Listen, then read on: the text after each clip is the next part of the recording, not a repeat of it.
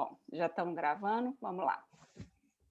Olá a todos, eu sou Mariana Peixoto, sou presidente da Sociedade Mineira de Reumatologia e hoje, com muito orgulho e muita alegria, eu recebo aqui o Dr. Estevão Urbano, que é o presidente da Sociedade Mineira de Infectologia. Ele vai falar para a gente um pouquinho sobre o cenário da pandemia em nossa cidade e da possibilidade do retorno às aulas. Muito bem-vindo, Estevão. Obrigado, Mariana. A honra é toda minha. Para mim, é um prazer estar aqui, bater um papo com você, tentar esclarecer um pouco essas dúvidas de todos nós. Excelente. Estevão, explica para a gente, por favor, como é que está o cenário atual da pandemia em Belo Horizonte? Belo Horizonte está um pouco mais tranquilo. O cenário de Belo Horizonte está um pouco mais tranquilo quando você compara com a maioria das capitais do país. Isso foi possível porque, em janeiro, percebendo que as coisas iam piorar muito, principalmente pelas festas de fim de ano, antes que os números explodissem, nós resolvemos fazer uma redução de mobilidade urbana, que está longe de ser um lockdown, né? Mas, obviamente, isso foi importante. Os números que chegaram a ficar preocupantes em janeiro, eles foram decrescendo, mas nesse momento, na última semana, nós já vimos um movimento de retorno do aumento do contágio. Hoje mesmo, segunda-feira, dia 1º de março, nós estamos com um RT acima de 1. E isso mostra que talvez já estejamos sofrendo a influência das viagens de carnaval, da vinda de pessoas para se tratarem em Belo Horizonte com cepas variantes mais perigosas e, além disso, o próprio cansaço que essa pandemia já está trazendo à maioria das pessoas. Então, é um cenário que eu diria um pouco melhor nesse momento do que a média do país, mas extremamente preocupante. Tá certo. E com o início da vacinação, gerou uma esperança muito grande, né? A população pode até ter relaxado um pouco por causa disso, né? Ufa, começou a vacinação, então já estamos começando a ficar mais em segurança. Mas não é bem assim, né, Estevão? Qual que é o nível de vacinação na população que a gente precisa para ter um efeito de proteção em massa? Eu acho que você tem toda a razão, dá uma falsa sensação de segurança, as pessoas não conseguem entender bem a ideia de proteção individual versus proteção coletiva. É bom que se diga que mesmo a proteção individual não garante a ausência de contágio, metade das pessoas podem se infectar mesmo que não adoeçam, e aí também transmitem. 20 a 30% das pessoas podem se infectar com sintomas, mesmo que sejam leves a moderados. Então, mesmo o vacinado ainda pode adoecer e transmitir, e mais, no melhor dos cenários, embora isso seja algo que é concebido através de modelos matemáticos e não pela prática, porque ainda nós não temos tempo para isso, mas aparentemente nós só conseguiríamos obter um efeito rebanho, onde o vacinado, pretensamente imune, acaba protegendo o próximo, é de 60% a 70% da população. Então, nós estamos aí chegando agora a 3% de vacinação na população, portanto, muito longe da possibilidade de um efeito rebanho nesse momento. E existe talvez uma data que a gente possa pensar que vamos atingir esses 60%, 70%? A gente sabe que a vacina vem, né, do Ministério da Saúde, tem uma distribuição centralizada, né, no governo nacional, mas será que existe uma previsão de data? Até tal data, provavelmente teremos esse volume da população vacinado? Olha, é muito difícil de prever. A gente considera que março, abril, maio serão meses de aceleração da vacinação. Obviamente, quanto mais pessoas vacinadas, melhor. Mas para termos esse efeito rebanho, onde 60% a 70% da população esteja vacinada, eu acredito que nós entraremos aí no segundo semestre, na melhor das hipóteses, isso acontecerá lá para agosto, setembro, se não atrasar um pouco mais. E depende, obviamente, também dessas vacinas serem efetivas contra essas cepas variantes. Nós não sabemos exatamente o grau de proteção. Então, se ela for efetiva, esses cálculos estão mais ou menos ok. Mas se houver fuga, escape da imunidade, das variantes à nossa imunidade dada pela vacina, aí o problema será muito maior. Tá certo. E entrando num assunto que está afligindo todas as mães, né, do Brasil, mas vamos falar um pouco aqui, né, de Belo Horizonte. Com essa situação, né, da pandemia agora em Belo Horizonte, duas perguntas. Primeiro, ainda será possível a gente pensar num retorno às aulas? E a outra, qual é a situação epidemiológica necessária, né, de uma cidade para permitir um retorno presencial das aulas?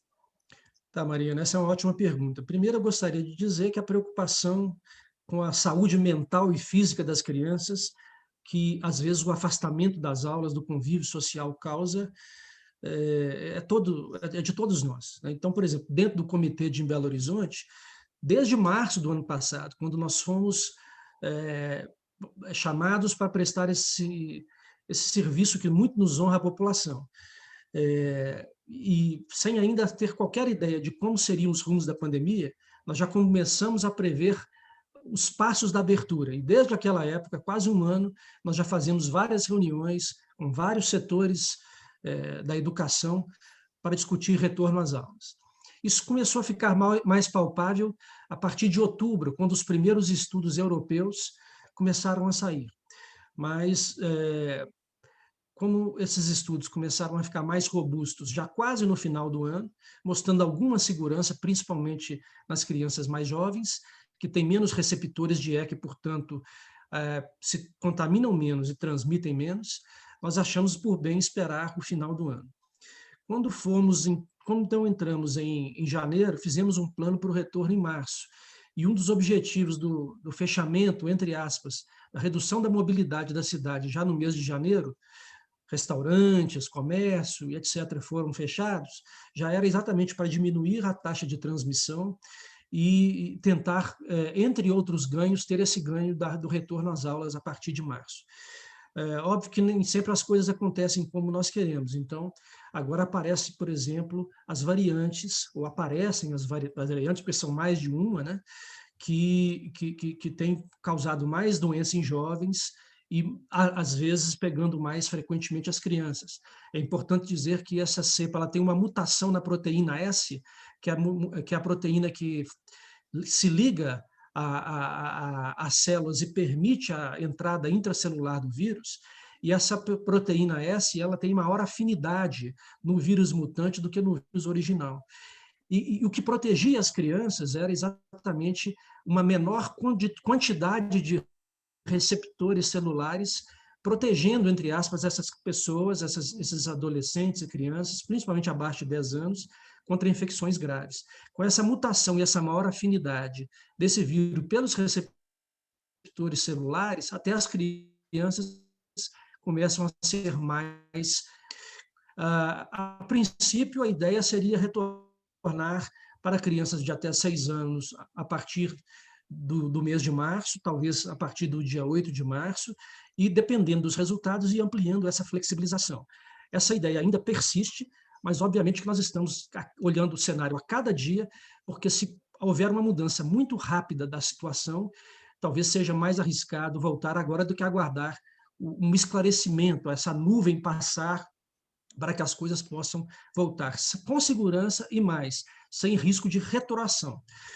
O cenário de qualquer cidade é a taxa de contágio estar baixando, né? Existem alguns indicadores internacionais, o principal deles, o do CDC, Center for Disease Control and Prevention, nos Estados Unidos, que coloca níveis de contágio versus o risco de volta às aulas e coloca, então, inclusive, os grupos azul, amarelo, laranja e vermelho, conforme essa taxa de contágio. Nós achamos que, se nós tivermos na faixa laranja com tendência à queda da transmissão, é possível voltar às aulas, embora o melhor seja a faixa amarela. Por outro lado, estar na faixa amarela, mas com tendência a aumento, talvez seja mais perigoso do que a faixa laranja. Então, e além disso, olhar o cenário, ou seja, a vacinação da população, o quanto está as mães, os alunos, enquanto estão atores preparados e motivados à volta. Também existe o lado dos professores, né, que deve ser também olhado, o quão seguro eles se sentem. Então, é uma série de fatores que você coloca no balanço. Não dá para ter uma resposta fácil e única. Mas eu acho que, nesse momento, nós devemos cravar. Nós não podemos cravar a semana que vem, 8 de março, mas ainda trabalhamos com essa possibilidade, a princípio, para criancinhas abaixo de 6 anos, e depois, se der tudo certo, um avanço gradual na flexibilização. Agora, repito, dia a dia nós podemos reavaliar esse cenário, porque o vírus ele viraliza, ou seja, da noite para o dia o cenário todo muda. Então, amanhã a resposta pode ser diferente. Eu acho que essa dúvida, né, essa insegurança é de todos os lados, né? Eu, como mãe, como médica, vivo também essas duas dúvidas entre a necessidade de um retorno presencial, mas também o medo de um contágio, o medo de uma transmissão para as pessoas mais velhas da minha família. Então, eu acho que é um dilema que 100% das famílias vivem, né? E eu acho que é importante a gente esclarecer, né, que o comitê técnico, né, também vive esse dilema e entende a necessidade de todos os lados, né, mas todo mundo trabalha em prol de um benefício da maioria, né, um benefício de todo mundo. Agora, uma dúvida, Estevam, que todo mundo pergunta para a gente também, é por que flexibilizar talvez outros setores antes de flexibilizar a escola, né? Sendo que talvez a escola seria mais necessária do que a liberação de outros setores. Por que isso acontece em todos os lugares, né, naturalmente? É muito difícil de responder, porque, de certa forma, essas perguntas elas têm razão, né? Quando você olha o impacto sobre a saúde emocional das crianças, você entende o questionamento e acha muito justo e compreensível. E muitas vezes a gente não tem nem argumentos que possam, vamos dizer assim, tirar todas as ansiedades e contra-argumentações das pessoas que defendem essa tese. Mas dentro do comitê, a gente olha tudo, né? Ou seja, o impacto sobre os professores, a motivação dos professores, as condições das salas de aula, a mobilidade urbana, o quanto isso vai gerar de movimentos nos ônibus, né, nesse transporte público como um todo. E nós até fechamos preventivamente muitos locais em janeiro, exatamente para tentar minimizar um contágio que evitasse uma nova prorrogação na abertura das escolas agora em março. Então, uma das estratégias de fechamento do comércio, das academias dos bares, ou seja, da redução da mobilidade global, foi exatamente tentar, inclusive, garantir um pouco o contágio na cidade, na sua redução, e permitir uma abertura, né? Mas a resposta mais direta para essa sua pergunta, depois que eu fiz todo esse preâmbulo, é o seguinte: quando você abre toda a cidade, você joga 800 mil pessoas novas na rua. Se você abrir a escola fundamental, o ensino médio, o ensino superior, são quase 800 mil pessoas, e aí incluem-se os motoristas das vans, todo mundo, né? E 800 mil pessoas jogadas de repente dentro da dinâmica da cidade, como se fosse uma cidade de médio para grande porte que de repente estaria facilitando a abertura, a transmissão do vírus. Enquanto no shopping, na loja, você pode usar uma máscara e ficar 10, 15 minutos e ir embora para casa, só vai quem quer. No bar, ninguém precisa ir, né? Só vai quem quer também. Mas na escola as pessoas têm que ficar 4, 6, 8 horas. Os regramentos nesse ambiente não são fáceis de serem cumpridos, né? A gente sabe que uma coisa é a teoria, outra questão é a prática. Então, o que mais pesou foi esse volume imenso de pessoas que começariam a circular, de repente, da noite para o dia, numa cidade, e poderia acarretar um aumento absurdo de transmissão. Então, a nossa preparação era ir gradativamente entendendo o impacto sobre cada faixa etária até abrir completamente. Mas, realmente, nós não sabemos o quão certo nós estamos. Se a gente acerta ou se a gente erra tomando essas medidas.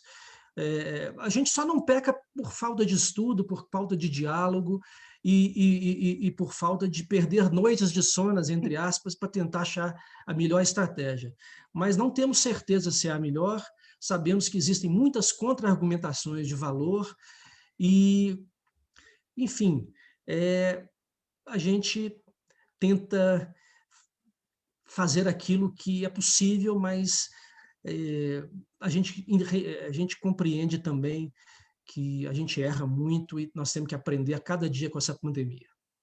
Excelente. É realmente todo mundo de mãos e pés atados, né? É uma situação difícil para todos os lados mesmo, a gente entende, e foi muito claro e muito direta as suas respostas. E antes de encerrar, eu só queria perguntar se você quer deixar alguma mensagem final para a população, de conscientização, algum recado que você queira dar? Mariana, esse é o pior momento da pandemia no Brasil. E, junto com esse pior momento, nós temos uma população cansada, estressada, perdendo um pouco a resiliência. Então, a minha fala vem no sentido de dizer às pessoas que, nesse cenário péssimo, e a vacina se apresentando no horizonte, não vamos perder o jogo no final. Vamos tentar segurar mais um pouco. Muitas e muitas mortes estão acontecendo e é importante que haja uma máxima resiliência agora para que os frutos possam ser colhidos com a vacinação. Não vamos relaxar, a situação é muito grave. Tá joia. Estevão, muito obrigada. Agradeço em meu nome, em nome da Sociedade Mineira de Reumatologia. Suas respostas foram excelentes, muito esclarecedoras. Eu acho que a população ela fica realmente sedenta por alguém que sabe, alguém que está agindo, explique para a gente. E quando a gente ouve a sua explicação, de certa forma, a gente fica até um pouco mais calmo de que está todo mundo lutando, né? E é um cenário de guerra, então tem erros, tem acertos, mas todo mundo sempre tentando acertar. Muito obrigada mesmo pelo carinho e pela atenção hoje. Até mais. Eu que agradeço, Mariana, foi uma honra, parabéns a você, à Sociedade de Reumatologia, é muito útil esse tipo de sensibilização da população, é um papel que todos nós das sociedades médicas temos, de fazer chegar o conhecimento na ponta, e vocês estão assim sendo aliados de primeira hora no combate a esse vírus. Então, para mim, é um prazer muito grande e me sinto muito honrado de ter sido convidado e participar aqui. Obrigada, Estevão. Até mais.